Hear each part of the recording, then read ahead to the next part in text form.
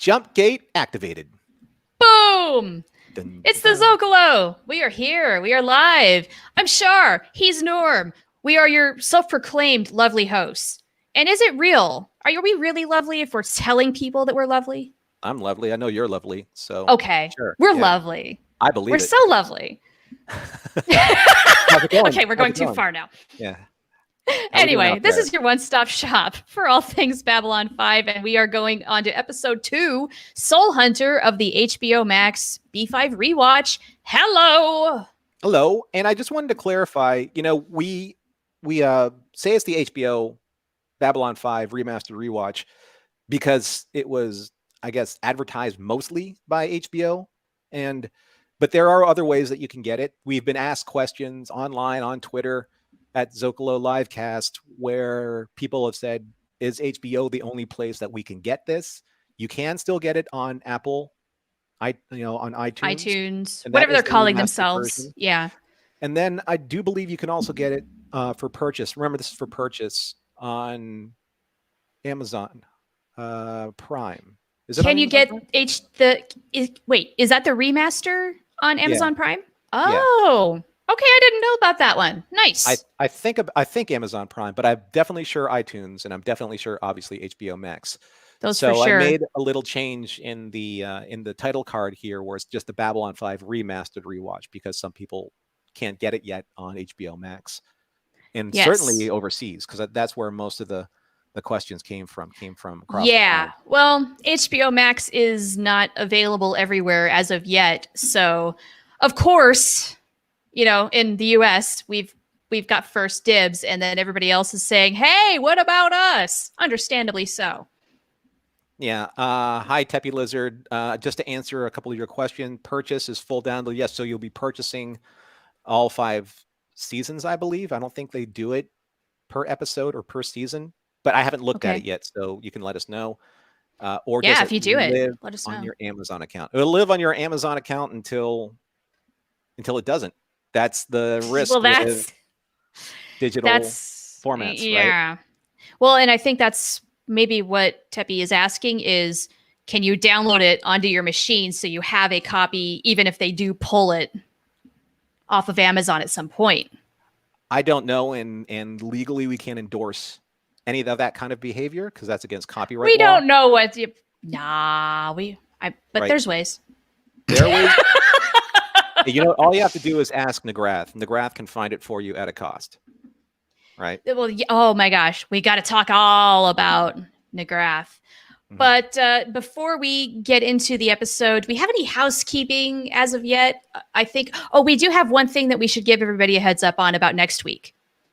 That's right. Next week, we're going to do a little bit of a break, kind of reset a little bit of the kind of like our mechanisms, and we're looking into going into streaming from Zoom. It's a little bit easier for us just in terms of the format flexibility. So we're taking a look at that, and we're looking at kind of like sprucing up our window page here, and I'm traveling. Green screen. So, yes. Yeah. So you're gonna go visit your family. Yes. So I'll be taking the jump gate back to New Jersey, where there are a lot of warning signs. If you really want to actually get back to New Jersey, because it is. I'm just kidding. I know New Jerseyans get their hackles up when I say that. Hey, we were behind somebody today in traffic who was from New Jersey and did not seem to know what was going on. I don't know how they drive in New Jersey, but it didn't seem good. And I don't want to stereotype based off of one experience, but wow, dude needed to pick a lane. Yeah, they're pretty aggressive over there in New Jersey. Oh, this guy wasn't. No? But he was very old. So I think he was just very confused and didn't know where he was going. And I don't know. Maybe shouldn't have even been driving. Hate to say it. But anyway, please make sure the Star Fury comes back in excellent condition. No burn marks and all of that. Can't guarantee anything anymore. We'll see what happens. What is with all of the Alamoraine in our comments right now? This is not a Deep Space franchise podcast. Well, that's BC. Causing trouble again, sir. I leave it up to BC for the Alamoraine. I love you, BC. I'm just picking on you.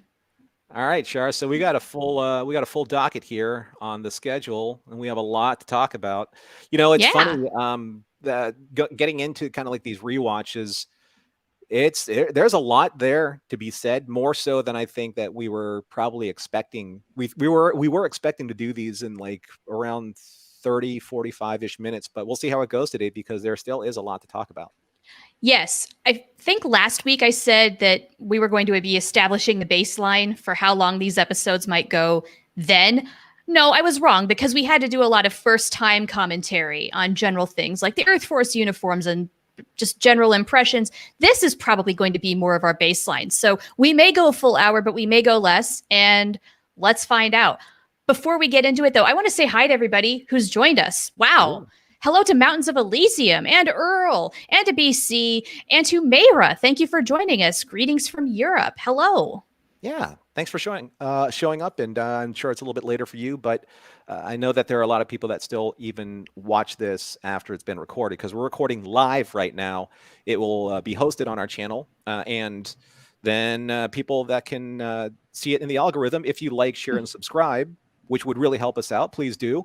Yes. You know how YouTube works, and that will help us get even more people involved in the chat. Let's see if I get this right. Egil Helmsen. That's a very good attempt, if nothing else. It's either Egil Helmsen or Eagle Helmsen. Yeah. So, very nice. Well, thank you all for joining us. What do you say we get into the episode? Let's do it. Okay. So Soul Hunter. Oh, yeah. Sorry. Forgot how to do a show. Val 2. Val 2. Dang it. No Brevary for me today. Brevary for me later. Oh, there's always Brevary later. There's always Brevary later. That's right.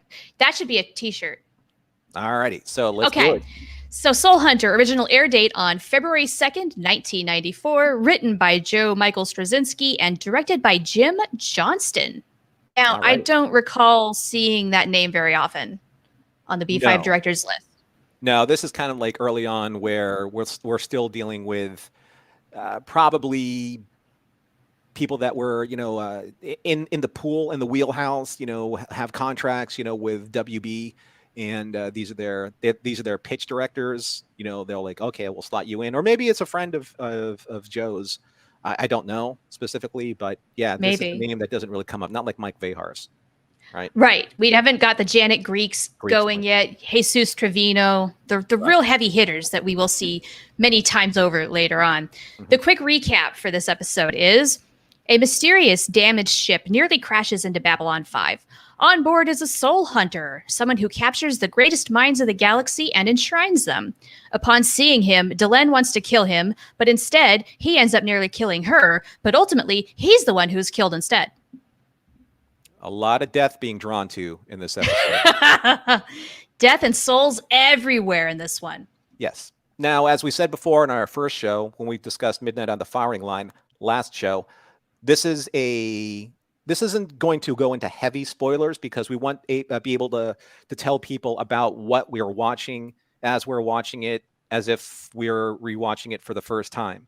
Not watching it for the first time, but rewatching it for the first time. And we are, because it's remastered. So we're going to go into kind of like these general remastered observations. And one of the things that I always love in the cold openings is seeing what's different, like what's going to draw me into the episode. Yes. And yeah, same. Right now, there's a really good example of really good aspects of the remastering and aspects of the remastering that show off some of the flaws in what happens in remastering.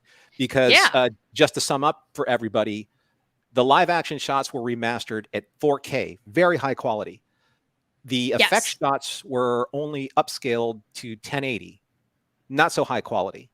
So their merging of the two shows the differences. And what's really great about this opening shot is that you see so many great colors in the nebula, in Epsilon 3. Then you see kind of like the Earth Alliance ship and Franklin's shuttle go through kind of like the shuttle bay docking port. And you see all these really great, highly saturated magenta lights lighting the shuttle along the way. But at the same time, you see that they can only go so far with the Amiga computing graphic rendering. Yeah, I noticed that too, where the special effects, I kind of hate to say in this episode, were a little underwhelming. Yeah. They're better, but they're not mind-blowingly better. Right. But are they mind-blowingly better enough to keep people interested and not wave them off at first viewing like they used to be? Yes, I agree with that much. They Yeah, are see, not noticeably like you're not looking up and saying, "Ooh, that's bad." No, they're serviceable. they're serviceable. That's fair to say. And I think that because of that, people will say, you know what, I'll give it a few more minutes. And then they'll get into the live action scenes and they'll be like, okay, this is a little bit better. Yeah. Small plot thing here because I need to mention it. It's really, really nice the way that Franklin comes in and says how Dr. Kyle he took his position at Earth Force to talk about working directly with aliens. This is how they were able to transition Dr. Kyle's character from The Gathering, the pilot episode, into the new character, Dr. Franklin, and write him back on Earth. Yes. Dr. Kyle back on Earth, I should say. I love it when shows do this where one little random line can mean a lot in terms of solidifying continuity. And so for those who did watch The Gathering way back at the very beginning, we find out what happened. Where did he go? He's out there. He's fine. And that's all we really need to know. But it's said and it's done. And now it's Dr. Franklin's turn. That's right. Yeah. Yes, we get to meet Dr. Franklin. And I got to say, what I really noticed with his introduction, of all things, was the scarf that he was wearing. It's kind of like, it's got this gray pattern that looks almost like little gray aliens, but it's not actually aliens, but it just kind of looks that way at certain angles. And I don't know, I'm kind of digging that. I want one. Yeah, I like it too. I was looking at his raincoat and I'm like, okay, this is nice. It's still very reminiscent of pretty much like modern fashion, i.e. our fashion. Yes. But very Robert Stack. Yeah, it's very rumpled. You know, it's kind of like, it's actually more rumpled as an overcoat than Constantine. John Constantine's overcoat is in any of the, well, if you're a fan of John Constantine, you know who I'm talking about. He's a demon specialist investigator who's supposed to live in his raincoat, and it looks like Dr. Franklin's, but it's, anyway, that's not beside the point. I'm going off on a tangent. Anyway. We're going off on a coat tangent. Yeah. That's all right. So another clothing thing, just generally speaking throughout this whole episode, is the fact that the white undershirt gets a lot of airtime in this episode underneath the Earth Force uniforms. Yeah. We see it many times with Sinclair. We see it with Garibaldi and then Ivanova when they're off duty. In varying stages of being ironed as well. You noticed that too? Yeah. Well, I mean, to be fair, Sinclair did get into a little bit of a ruckus, so maybe that's what happens, you know. Maybe he got a little wrinkled up. Sure. But nevertheless, lots of white shirts underneath the uniforms. And it makes me wonder, just with all those layers, did it get a little warm on set with that? You would think. I mean, you would think. Because the Earth Force uniforms themselves seem fairly thick, so they would retain some heat. I have a detail to share about that later, which you would think they would be even warmer once we start talking about costumes. Myra asks, or Mayra asks, wait, a raincoat in space? What does he need that for? Well, it's to hide his sword, right? Just like all the immortals in Highlander, you need a raincoat to hide your sword. No, I'm just kidding. But or if you're going through a comet that's a bunch of ice and dust, you'll get wet. You do it to look hella fashionable, right? Hella fashionable. There you go. That's Franklin. I mean, he's usually in the med lab scrubs, so he's got to do whatever he can when he can. Right. Well, I can't wait to talk about those. That'll be fun. Scrubs. Yeah, we should. I did not do a deep dive on the med lab scrubs. Maybe I'll save that for Infection, but that's a heavy duty Franklin episode. So what else is going on here? Count on that. General observations. Okay. Well, we get to the Soul Hunters ship, and special effects wise, this might have been one of the details I noticed the most, where the markings of the damage are much more easy to spot, and they're everywhere. Yeah. Yeah. The detail on the damage is much more, it's clearer, it's crisper, it's a lot more detailed than before. Before it looked like just kind of like this just muddy ball that came through the jump gate. Yeah, this time they're definitely burns. You can see that they're damaged in multiple places throughout. And I loved watching the claw game sequence. Oh, right? Yeah. Yeah, that's fun stuff. Now, there's a note here about the non-remastering of the credits. I think this is your note. Yeah, Norm. it's just one of those things where you get this great cold opening and it's remastered and it looks fantastic and it's in 4:3, which is its original broadcast aspect ratio. Then it goes into the 16:9 non-remastered version of the credits. Does that throw you out of it just a little bit? Does it take you out of the momentum, or does it not even matter anymore? You know what? It kind of does. Yeah, Just it kinda because does. it is a different ratio and it's definitely not in as crisp of detail, you can see the immediate drop off Right. between fading out from our intro scene to the opening credits. And yeah, I wanted to mention that last episode, but we had so much to cover. It's better that we're doing it now. It does. How about all of you that have Yeah. watched it? Let Norm, us know. I take it does you too. You sounded affirmative. Yeah, just a little bit, because you're looking for certain things, and you get this momentum of. And remember, we're looking at it from a quality standpoint, from the remastered quality standpoint. So when it gets to, and especially when you like change aspect ratios, it's kind of like looking at a magazine, then turning it one way, then turning it the other way, and it just kind of like breaks the flow of what you're looking at. But it Yeah. jumps, like right back into the claw game. And what I really liked about seeing Sinclair's ship and the Soul Hunter ship, I really like seeing all the detail on Sinclair's ship. You saw the Earth Alliance emblem on one wing, and then you saw I guess that it would be the designation of his fighter, DF-1004, on the other wing. Ah, yes. Yeah, which was Yes. really nice. I mean, that's a lot of detail right there. Yeah. And again, much more prominent and easier to spot with the upscale. Mm-hmm. Yes. So, okay, one observation that I made in my rewatch for this episode that has probably always been there, much like Kosh, but I really took note of it this time, was that when we have the Soul Hunter in the medical bay, it's kind of filtering in some sort of vapor or something, and I did not do a deep dive on Soul Hunters, but I insinuated that they must need a slightly different mixture of air than just our typical oxygen atmosphere. And it really came to my attention when there's this puff of smoke that comes up behind the Soul Hunter at 2140. He's laying on the biobed, and then poof, comes up this piece of smoke behind him. And then I realized that there's all sorts of kind of like gaseous stuff filtering in all over Medbay, which also makes sense because he goes to Alien Sector when he abducts Delenn. Right. And tries to steal her soul. Well, there is a thing that Delenn says, and it just kind of makes my brain itch a little bit, where she said that the Soul Hunters are immortal. Now, is she being hyperbolic about that, or are they really immortal? Which means that they can survive any atmosphere. Well, and clearly they can, because he wasn't in that special atmosphere the whole time, but maybe it was just an optimization to help him breathe better. Well, I mean, I want to make a small reference to and an apology to a longtime fan and friend of the show, Terry Jones, who's he wrote a lot of history for Babylon 5. He did send us a paper on Soul Hunters that's very, very, very thorough.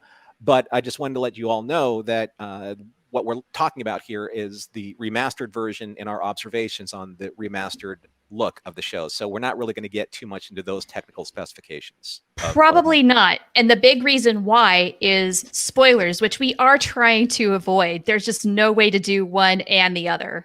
Right, right. I do like the remastering, especially when it comes to like the practical sets, because you see a lot of really good textures. And down below, when the con artist is being chased by the guy that he stole money from or cheated in his little, his little cup game, and you get to see like the unfinished, unvarnished look of down below, like the grittiness of like the walls, the unpainted textures. I'm sure that the set designers, Johnny Accavelli, probably said to his designers, you know what? Doesn't even matter if they're finished. They're supposed to look like this. They're supposed to look this way. Yeah, you compare that to the actual, like the more frequently used sets of like Blue Sector, Green Sector, and stark difference. Stark difference. Right. Now, I should add this to the costume section. I did like in the interrogation scene when Franklin and Sinclair were talking about the Soul Hunter, or talking to the Soul Hunter, and he was doing his mantra that, Sito Rito Moto Re, that whole thing. Oh, yes, his mantra. Yeah. If you look really closely, you can see a lot more detail in his costume because it's so well lit. Yes. And speaking of well lit, you said this about Talia's ears in the previous episode in Midnight on the Firing Line, but I was looking at 2551. There's a good close up where, Ivanova says, all we have to do is wait for somebody to die. Are her ears double pierced too, or is that just the earring? Oh, that's a really good question. I did not notice that. So the same ear that her earring is on, maybe Claudia Christian is double pierced on that ear. Maybe isn't supposed to be Ivanova double pierced, but who knows? Right. So I don't know specifically. It just looks like, because it's a design that it looks like one earring, but it looks like it would have two stems. So let's keep an eye on this. Next time we can get a really good look, let's overanalyze Ivanova's ear. Good observation. Yeah. That's what we're doing in the remaster. That's what shows This is what we're doing, guys. Right. Speaking of detail, okay, I appreciate Nagrath more than I ever have in the whole history I've watched Babylon 5 than in this moment watching episode 2 with the HBO remaster. You've got to just take a good look at this guy. Yeah. Go to 2621 and just look at his face. All the weird crevices and lines. It is a work of art. Yes. Amazing. I don't even know what exactly the material was that they used to make this creature, but it is just really effing cool.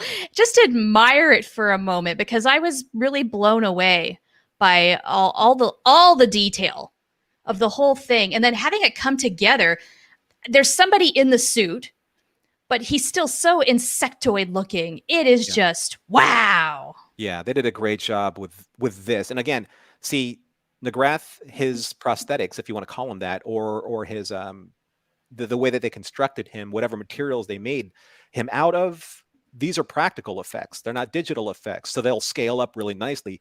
His eyes look amazing. And not just the big praying mantis eyes. He has eyes like all around his face, and those even have, those segmented bug-like eyes. But here's the one thing, Char. I mentioned this to you before we started. I said, did you notice that one thing on Nagrath that I've never noticed before? And it really stood out to me this time.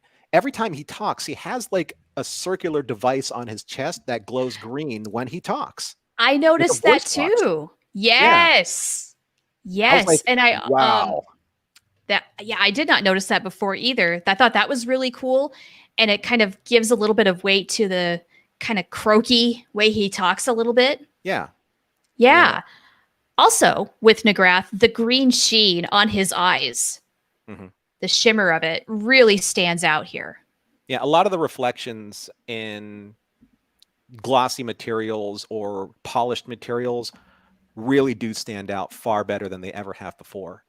Yes. Oh, man, there's so much more shininess in Babylon 5 than I ever realized. And we'll discuss that more as we get into more costume stuff.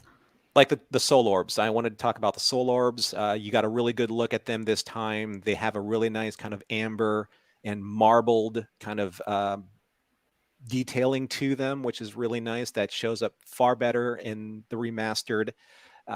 Here's the other thing. Yeah. When the second Soul Hunter comes on the station, this is at 2905. I never noticed how hairy the Soul Hunter's, I guess his cloak was. It's like he skinned a Wookiee and wore his skin. Right?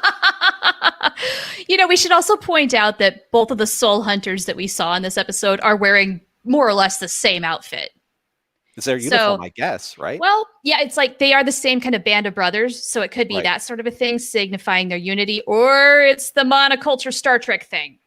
I don't know which. Maybe priestly robes, since they are kind of monk-ish in a way. Maybe. Although our main Soul Hunter, his what did you call it? And it's not a cloak, but the outer portion, it's definitely a little more disheveled. It's been through some things. Yeah.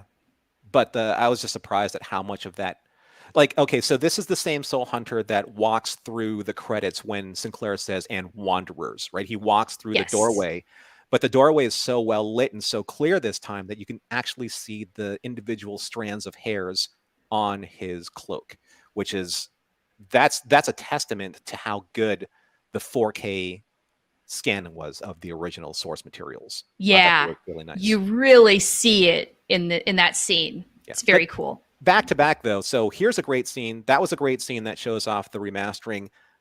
But in the next scene, when they're in the turbo lift, you see the turbo lift going downwards.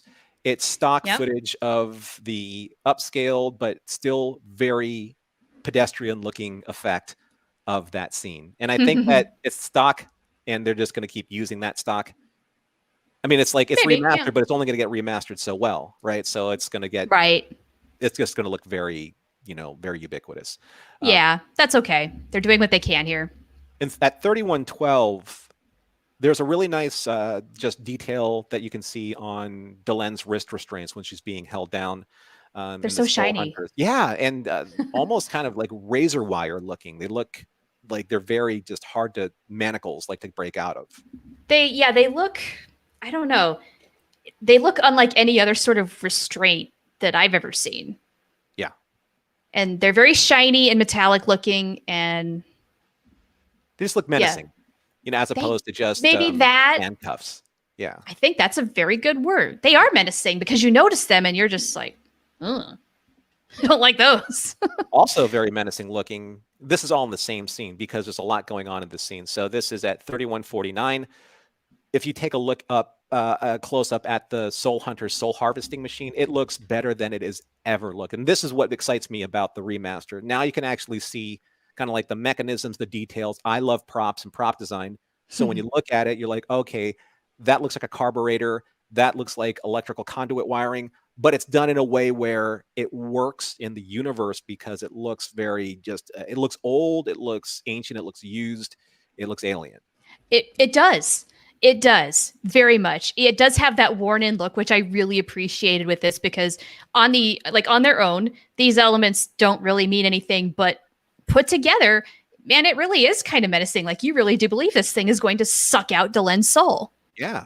It's pretty cool. Now, here's my question though, did he bring this from his ship into Alien Sector to suck out Delenn's soul? Like I was unclear as to how that happened and what. Well, I guess, when Garibaldi said that they found a compartment that was well hidden, I'm sure that's where he kept his little bag of souls and maybe because you have to have his machine with him at the time of death because that's what they do. They wait for that moment and they got to be prepared. So I'm sure that all of that stuff was in that hidden chamber in his ship that Garibaldi couldn't find. Okay. So they were in his ship. That's what I assume. I would think so too. And I was unclear just because of where exactly they pointed to on the station. Was that a docking bay? Had to ask. Oh, he paid McGrath some serious coin for all the ins and outs and. Oh, I'm sure he did. McGrath is very highly priced. Yeah, and he knows his stuff. Indeed. So we did see the color of Minbari blood, which is red. Yeah, it's right there, right in a glass beaker for all to see. So yeah, so an interesting detail, right? Because we know that Klingons on another Deep Space franchise, sometimes it's red, sometimes it's Pepto-Bismol pink, depending on the rating you want to get. Yeah, or depending on the 3D CGI effect that you want to. Indeed, but yes, just a good detail to notice. I like the note that you have here about Delenn's feet. Oh, yeah, whatever her exfoliation routine is. I mean, Mira Furlan might have known. Like they're going to do a close up on her feet. And so maybe she got a nice little treatment or something because they look really good. Yeah. I mean, I'm constantly getting the brush or the file and taking off dead skin on the bottoms of my feet, but I don't treat them very well. So that's probably why she probably has a better routine and it shows. When right there in that same scene towards the end of this scene where Sinclair finally finds Delenn, the Soul Hunter grabs him and slams him against the wall. I always thought that he, hurt Sinclair because there was a red splatter all over the wall. I was like, oh, did he like crack his head open or something? But it looks like, in the remastering now, you can just tell it's just paint and it's paint, just unfinished set design. This was the earlier 90s and splatter paint was very trendy in that day. I remember that. I loved it. Here's an interesting detail. And this is what I love about either the whoever was like paying attention to the details, Sinclair's collar is undone at the end of this scene. Yes. After he grapples with the Soul Hunter. So it's nice that because the Soul Hunter grabs him by the neck, and then he wrestles free from it, and it pops his collar open, which I think it was a smart idea. It's a smart. Look at that! Right? Yeah. Yeah. Good attention to detail. The clarity of the vortex pattern in the Soul Harvester machine is so good now. It's so again well defined. The menacing effect, really.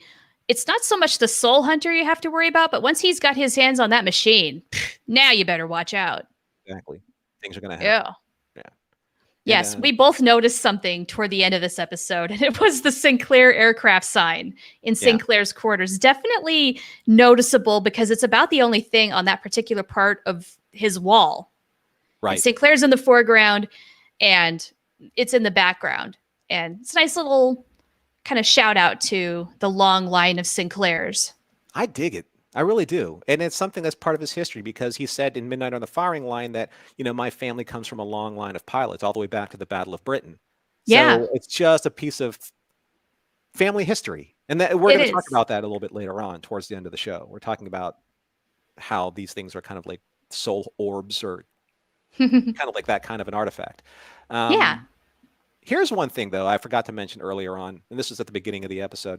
Sure. So we finally got a chance. So in the first episode, we saw Londo's quarters, which was just,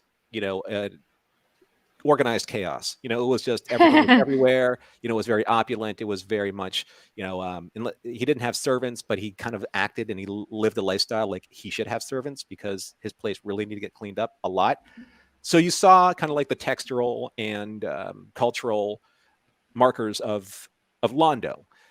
Then you get in this episode, you get Delenn's quarters, and they are pristine, serene, meditative. And just because it's so clear now, pay particular attention to what is on her table in the very back of her suite. Good call. That's going to matter. That's going to matter. So about all we can say right now. Yes, very cool. Shall we go into Delenn's costume a little bit more? Because I did some deep diving on Veer and Londo last episode. This one focuses on Delenn. So let's talk about what she's wearing, which is a lot of shades of purple for starters. And again, a lot of shimmery fabric because it's space. But her robes look amazing. They really do. It's weird combination of different patterns and colors. I particularly enjoy the gray and white, almost zebra-looking pattern, as I guess it's sort of like a scarf almost. It hangs off of her shoulder. Same colors as the Minbari bone crest. Very color coordinated. Indeed. Yeah. Fashionable. I really appreciated that. I noticed her footwear. So not only did I notice the feet, I noticed the footwear. And it's purple boots with kind of a suede-like texture. So you can actually see that, the brushed kind of fabric in the suede. Yeah, you really can. And I did not make the time code, but I think it's one of the very first scenes where you can see her feet. Take note, you can see the texture. That's awesome. Yeah, and that's what, again, all these details are really coming out. It's nice too because you're starting to get a little bit more of a feel of their culture through their wardrobe. And 100%. And, how the details are kind of tying those together. I thought her robes looked amazing too. And it's interesting that you saw the different layers of her robe because at the beginning, she was wearing the kind of like the over tunic, which was like very blue and kind of like very shimmery. But this is a little more like her purple getup, I think, is more. Isn't that typical of what she's wearing in season 1 for the most part? Yeah, she was more in that kind of bluish, purplish Minbari.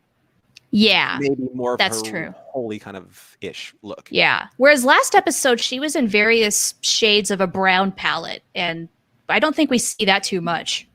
Well, I mean, I like the collaring on her undertunic because you get to see that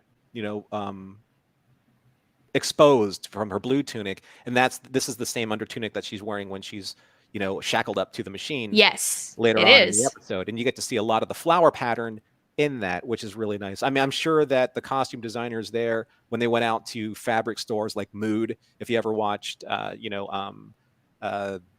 that show with Tim Gunn, and they did I all the did. fashion work, they with this place called Mood, and it's basically this place in New York City where it's just fabric warehouse galore, and you would just grab bolts of fabric and make stuff. So I thought that, yeah, whoever was able to go out there and do fabric shopping must have had a field day. I bet. Yes, all the patterns. We're going to put together all of the patterns. And Minbari love to have on kind of the very edge of their robes a different pattern than the rest of the getup. Yeah, that's definitely a thing. I can't wait to see more. I can't wait to see all the Minbari costumes. But oh gosh, oh yeah, we've got so much more to talk about with that going forward. Heck yeah, let's bring on season 2 already, huh? At 10:26, and this is the thing that I wanted to talk to you about, the Earth Alliance uniforms and how warm they could be, because both Ivanova, Franklin's jacket is off in that scene, I believe, or may have been Garibaldi, and Sinclair were all sitting around, and they had their collars opened, and you could see the fleece lining inside the collar. Oh, I did not catch that. Yeah. Fleece? It looks like fleece, but it could have been very thin. It's just so that denim or that very coarse material that looks like their uniform wouldn't just rub on the inside of their necks.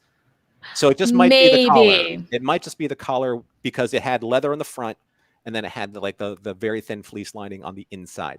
For the actor's sake, I hope it's just on the collar, because fleece, oh gosh, under the hot stage lights, that would get really warm really quick. Maybe that's why they kept them unbuckled, during sure.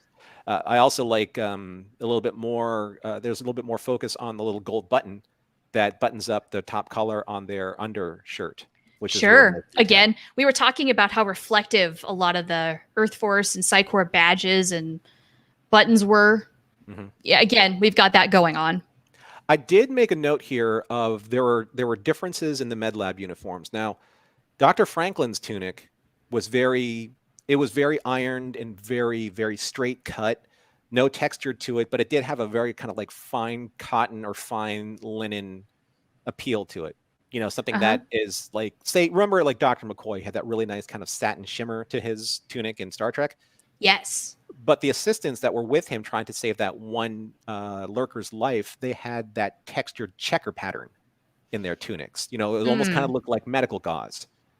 So you saw that there was a rank and file system with obviously who's the head of the department and the people that worked for him. So, and it wouldn't surprise me if Dr. Franklin does take the time to iron his smock, but he's also probably getting a nicer quality one, sort of like how, nurses will wear scrubs. Mm-hmm. Doctors have the white coat. Yeah. Maybe a little differentiation in that way.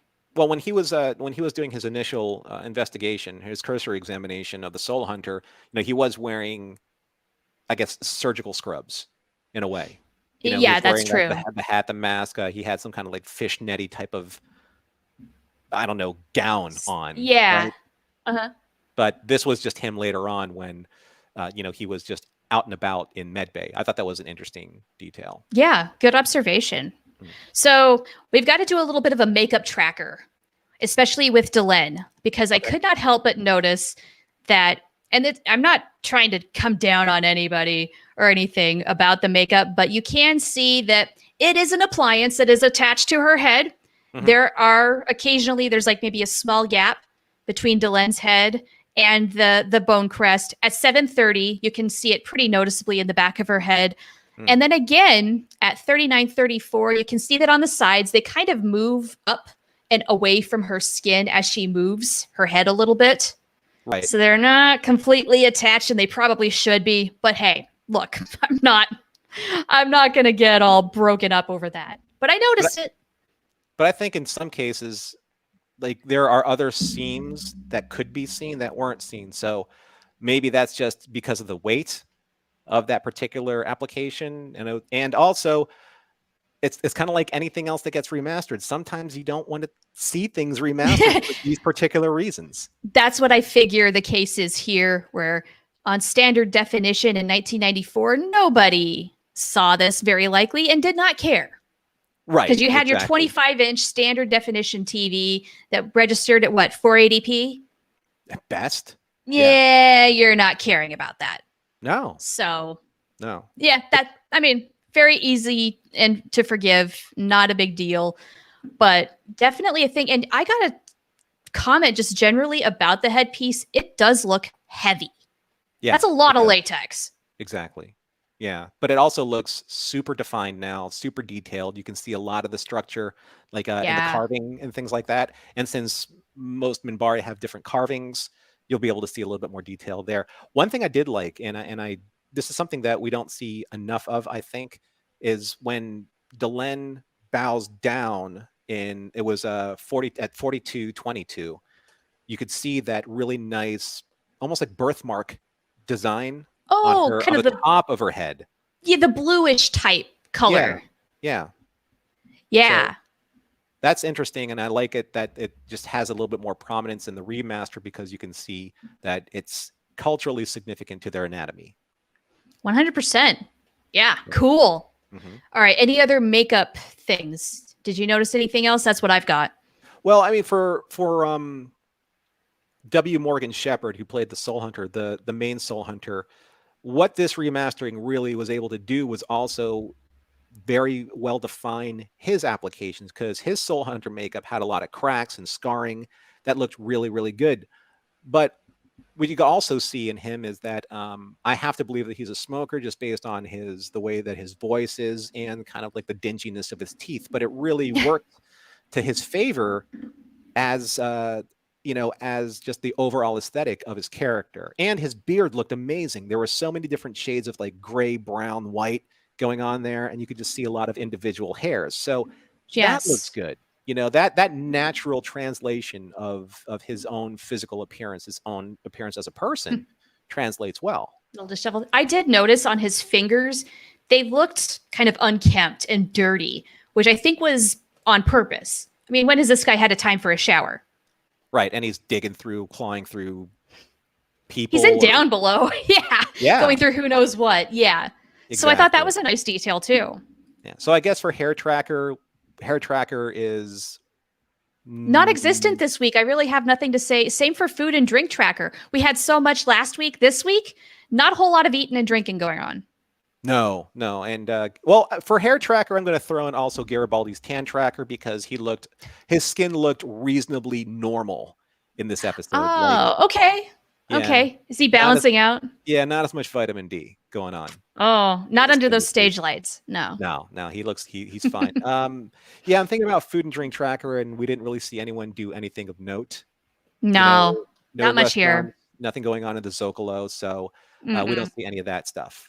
Takes a lot of that out. Like that stuff. Yeah, but don't worry, it'll come back. As soon as we've got something to report, we're going to get on that. Yeah. How about your favorite quote from this episode? What have you got? Well, I think I have the first part to yours. Oh. Yeah. Okay. You know what? Well, you read yours and then I'll read mine. Okay. But my observation is this is Joe in a nutshell, these two lines, because there's this highly philosophical, almost religious Joe, Michael Straczynski. And then there's the pessimist, realist, pragmatist Joe, Michael Straczynski, in the same breath. All within the same brain, baby. Yep. Yeah. So mine is when they're basically, they're burying, quote unquote, burying the lurker who was murdered, and they're shooting him into the Epsilon sun or the star. And then, they're looking at the coffin go through space, and Ivanova says a prayer, and then Franklin says, "It's all so brief, isn't it? Typical human lifespan is almost 100 years. It's barely a second compared to what is out there. Wouldn't be so bad if life didn't take so long to figure out. Seems you just start to get it right, and then it's over." And Ivanova comes back with that and says, if we lived 200 years, we'd still be human. We'd still make the same mistakes. Franklin comments, "You're a pessimist." And Ivanova slaps back and says, "I am Russian. We understand these things." Yeah.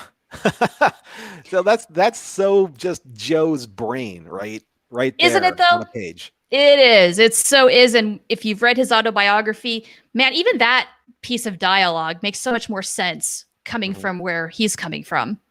And I've done a little bit of study of Russian history in the recent past, and the Russians, especially the Russians between, say, turn of the century to World War II, that can definitely color like Ivanova's worldview and historical worldview, because it was just war after revolution after war after revolution after war after revolution, and famine and war. It was just every 5 years there was like something massive that changed like the landscape of Russia, and not in a good way, right? Yeah, catastrophic. Yeah, catastrophic. They were all like devastating marks in time, like every 5 years. It was ridiculous. Wow. All right. So we're going to introduce something new to this episode, and we're going to do this for episodes moving forward. Now, these aren't particularly spoilers, but we do want to point out certain notes as they appear from time to time that are narratively significant for you just to keep in mind as you're watching future episodes. So we're calling this Sector 14 because Sector 14 is their wibbly wobbly, timey-wimey area in space, which is also a little bit of a spoiler. So noobs, you're not going to get spoiled on this. These are just things to take important note of going forward, especially for a first-time viewer, maybe. Right. So when you watch this episode at 1745, there is a reference to Dukat, the Minbari leader and the pinnacle of Minbari evolution, as said by the Soul Hunter. Yes. Just take a mental note of that name. It's important. Also, the first reference to Delenn being Setai of the Grey Council. Setai and Grey Council, important things. First mentioned at 2333. And then Sinclair references that later on when he talks to the computer at the end of the episode. So, yes. Yeah, he's trying to figure out what that means. And then later on in the episode at 3656, when the Soul Hunter has Sinclair by the throat, he yells at him, "They're using you." And for Earl, because he says here Morgan Shepherd is one of his favorite actors who shows up everywhere, "They're using you! They're using you!" Nice rendition. Thank you. That's one of my favorite scenes in the episode.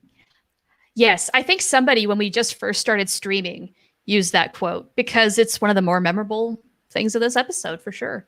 Well, I mean, to be fair, if we reference The Gathering, which we did not watch because it was not remastered, but at the end of that is one of the most significant lines in Babylon 5, when the Minbari, who was wearing the changeling net, was defeated, and he looks at Sinclair and says, "There's a hole in your mind." Now, see, that has to be said because that was one hint at the story, at Sinclair's story. This is the next hint at Sinclair's story. Yes, and this will build, and it's going to become important semi-soon. Exactly. Yes. Okay. Well, I think we've done our analysis. We've done our pick-aparts of costumes and makeup and what have you. Overall, what are your takeaways from Soul Hunter? Well, I like Soul Hunter for what it does for the overall 5-year arc. Now, I know I can't go into spoilers because we promised our listeners and our viewers that we won't go into spoilers. We're trying so hard. I don't think the episode itself is the best episode that I've seen in season 1. It's not, and we've only seen 2 so far.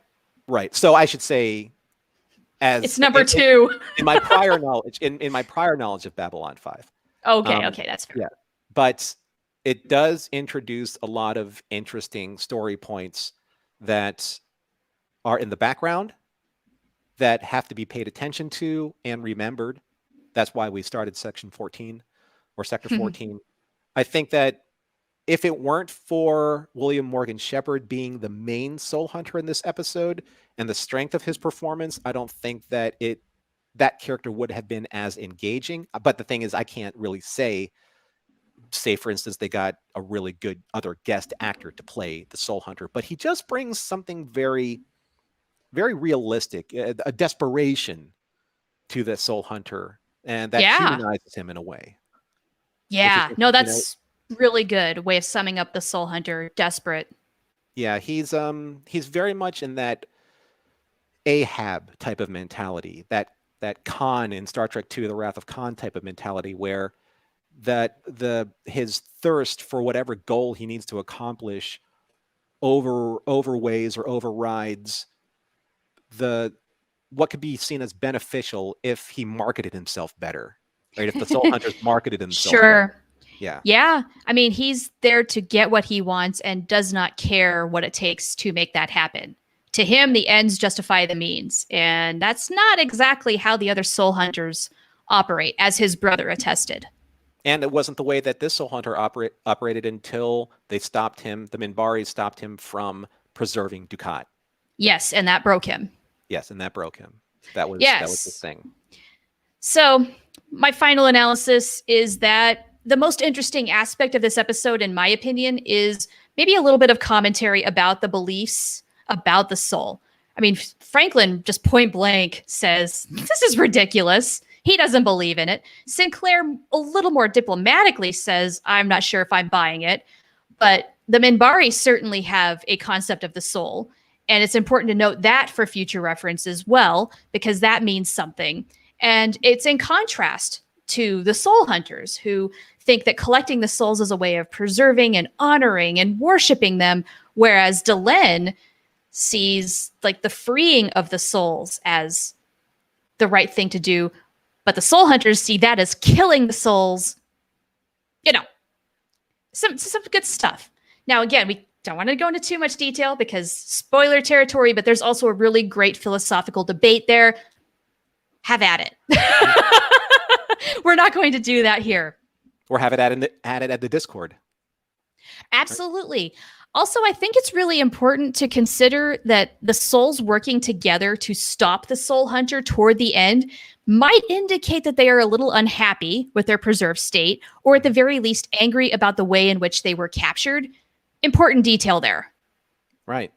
Exactly. And I guess it's up for interpretation also, because it sounded like that he was in charge of preserving a lot of Minbari souls. So it is speculative that the souls that were in his orbs, they knew they may have been there at the Battle of the Line.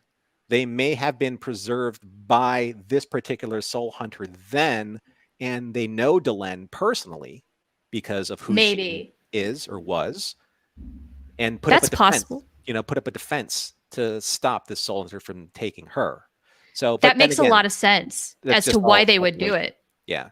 Yeah. But it's not made clear specifically that they are Minbari souls. Right. Exactly. So they could be, they might not, or it could be a mixture. We don't know. What is your rating for this episode? So I'm going to score this one 3 out of 5 soul orbs. Okay. I find it very, as an episode, it's a very middle of the road episode. It doesn't have the impact that a lot of other Babylon 5 episodes in this season will have or will have in future seasons.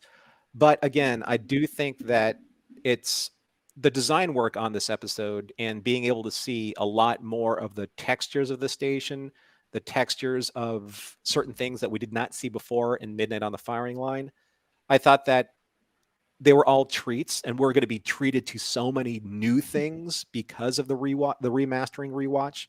So these episodes are going to take on, I think, a slightly more positive tone in my final analysis, because I'm getting more visually out of them. And I'm a very visual person. I love great design. I love great artistry. I love great prop work and set work. And I'm getting to see in costume work. And I'm getting to see more of that in these remasters.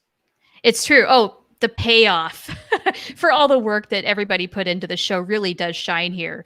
Yeah. So I think I'm going to do 2 soul orbs out of 5. As an episode, it's fairly mediocre, but it does do some important building. It establishes some things that really do matter much more later on. So it's definitely worth watching. And as you go, after you finish watching the show once, go back and rewatch it, because you're actually going to get a lot more out of this episode the second time than you could possibly with the first. Yeah, I think so. That's not atypical of a Babylon 5 episode, but especially in these really earlier ones where the details that they did put into it will make no sense to you whatsoever on the first watch. Now, we have a little bit of time here, and this is like the perfect amount of time to get to the hour format, I think, which is great for the show. So Apparently, we're going to stick with an hour. Yeah, that's fine by me. We need to get to some comments because the chat has been hopping. You guys have been great. And thank you all so much for joining us. Our numbers for our show today live have been higher than they've been in a while. Thank you. Thanks to you all so much. Thanks for taking the time. I like this comment from BC here. He says that this was probably the first episode to have a lot of live plus FX shot that looked like crap on the DVD, especially the last scene. I'm assuming that's the scene where Delenn's cracking open the soul orbs. But I think that in this episode, in the remaster, I think they look fantastic. They really do look good. Yeah. I'm not looking at that and thinking, ew. No, it's beautiful. Yeah, and you get to see really clearly all of the cracked orbs that lay at her on the floor when she's in that, in the seated position, or not seated position, cross-legged position. So you can see them a little bit more clearly, and it's not just kind of like this mess all over the place, which is what it looked like. Yeah, which stole the words right out of my mouth. It's true. Yeah. Yes. So we did mention Earl mentioning W. Morgan Shepherd. It's one of his favorite actors who shows up everywhere. I'm going to have to IMDb him because I believe that. Have no idea what else he has been in. So chances are I've seen him in all sorts of stuff and had no idea it was him. Probably one of those actors who's like a Jeffrey Combs type doing all sorts of things. And you just don't know it's his work. I want to address something that Myra said here, or Mayra. Let us know which one it is.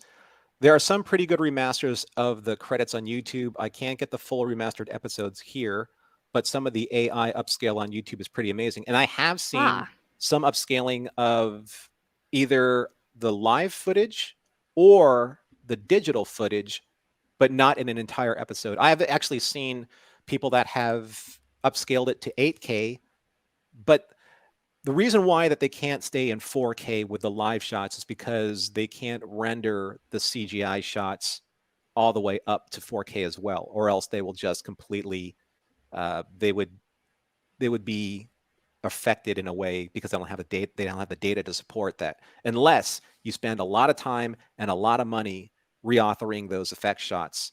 So they can do that on, if people have the private computing power and things like that, they can do that. Sure. For short bursts of scenes. Yeah. And it's true. There are people who are doing little bursts of that. So do check that out on YouTube. There's some very good work.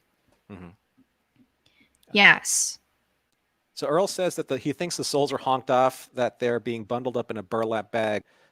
Everyone else gets nice threads, but souls, nah, I'm just going to toss you in a potato sack. For soul hunters, though, that's pretty par for the course. They are not, I'd say, maybe their technology is really sweet, but then again, their harvesting machine doesn't look so high tech. So they're probably like a low aesthetic, high tech culture that kind of maybe tries to, You know what I'm thinking is, and we do see this later on, but I think all of like their heaviest amount of resources, planning, design, all the things that they throw into creating a good aesthetic for enshrining the souls goes there, where they keep the souls. Yeah. It's fine. Whatever you got to do to get them there, that's great. But in the meantime, once you get them to where they're going to stay for a while, you want that to be really pretty and nice and top notch. I have to believe also that they want to kind of look low key, right? They don't want to look like they stand out. Yeah, it's true. You don't want to set off any alarms. Yeah, because apparently soul hunters are not very welcome in most parts. You can kind of like get through, like, they said that he went to the alien sector because he can blend in. You can blend in when you kind of look common, I should say is the word. Not necessarily poor, not necessarily destitute, but just common, right? Yep. Yeah. People are just going to kind of pass them off as just another alien guy.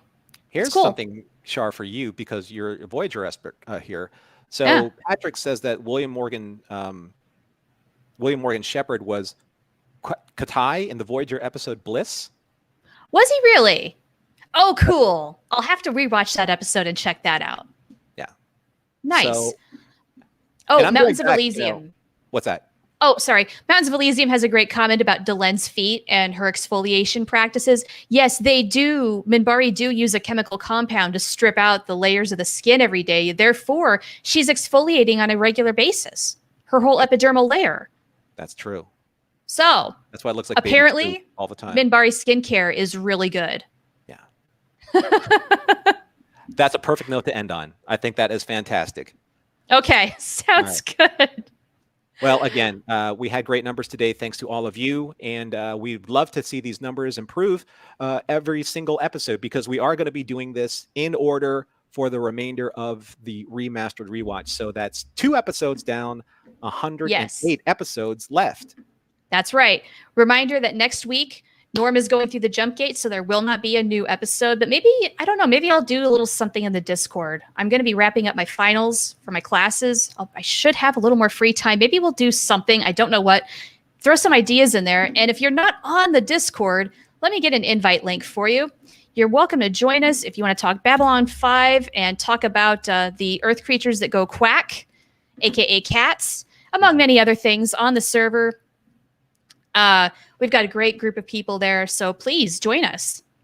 And if you'd like to follow us on our social media channels out there, you can follow us on Twitter at ZócaloLivecast. You can also obviously bookmark us here and make sure that you like, share, and subscribe this channel on YouTube. And then you can also find me on Twitter and on Instagram at Lounge Lizard. That's LAONGE Lizard. And Char, where can our listeners and viewers find you? Well, you can find me on Twitter and TikTok and Instagram at Char Writes Code. And I'm doing nerdy coding stuff on there for the most part, but I do occasionally do the Star Trek or Babylon 5 tweet, especially. Awesome. Well, thanks everyone for joining us. This has been a great show, and we can't wait to do this again. Next show that's going to be up on our rewatch is going to be Born to the Purple. Purple Files. That's right. So looking forward to that, and looking forward to Lady Adira. Adira Tyree. Oh, that'll be a treat. Can't wait. All right. So thanks everyone again. Until next time, be seeing you. Bye, everybody. Take care.